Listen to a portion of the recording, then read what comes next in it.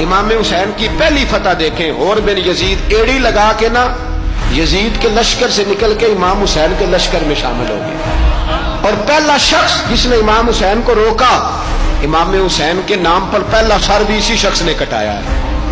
لیکن یزید کی قبر پہ لعنت بھی کوئی نہیں برساتا، اس کا محل تھا بہت بڑا، لیکن جب لوگ کربلا میں امام حسین کو سلام کرنے جاتے ہیں تو قدموں میں حر بن یزید کا مزار بھی بنا ہوا، اس کو بھی سلامی دی جاتی ہے۔ اور اب ہم اکیلا حر بن یزید نہیں کہتے، ہم کہتے ہیں حر بن یزید رضی اللہ تعالی۔ اب ہم اتنی تعظیم کرتے ہیں اس حر کی۔ جناب امام حسین کو میدان میں کھڑا کیا گیا، جہاد کا طبل بجا، پہلے خدام آئے، اور سن لو آج وہ پتہ نہیں بازاری سے لوگ چڑھ گئے اسٹیجوں پہ، بازاری سے، نہ چہرے پہ داڑھی ہے نہ سر پہ کوئی کپڑا ہے، بازاری لوگ ہیں، بھاگ رہے ہیں، بازو چڑھائے ہوئے ہیں، بٹن کھولے ہوئے ہیں، تماشا بنا۔ سننے والوں کا بھی اللہ ہی حافظ ہے، وہ اسٹیج پہ اہل بیت کی شان بیان کرتا ہے، بھاگ کے ادھر جاتا ہے، یہ کوئی طریقہ ہے؟ سننے والوں کا بھی عجیب انداز ہے، ہر بندے کو سننے بیٹھ جاتے ہیں۔ دین مہذب ہے، تہذیب والا ہے، دلائل رکھتا ہے، دین وقار رکھتا ہے، ایسے لوگ اب دین بیان کریں گے؟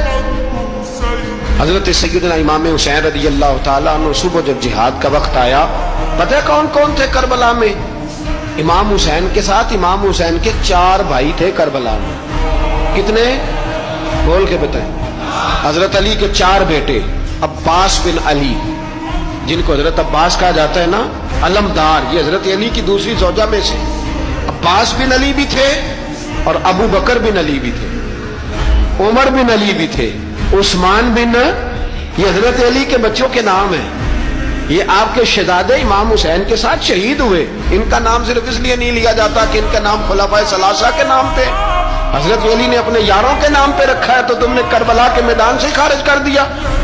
یہ تینوں شہزادے حضرت جناب سیدنا امام حسین کے ساتھ تھے، یہ بھی شہید ہوئے۔ حضرت جناب زینب امام حسین کی سگی بہن ہے، ان کے 2 بچے تھے، اون و محمد۔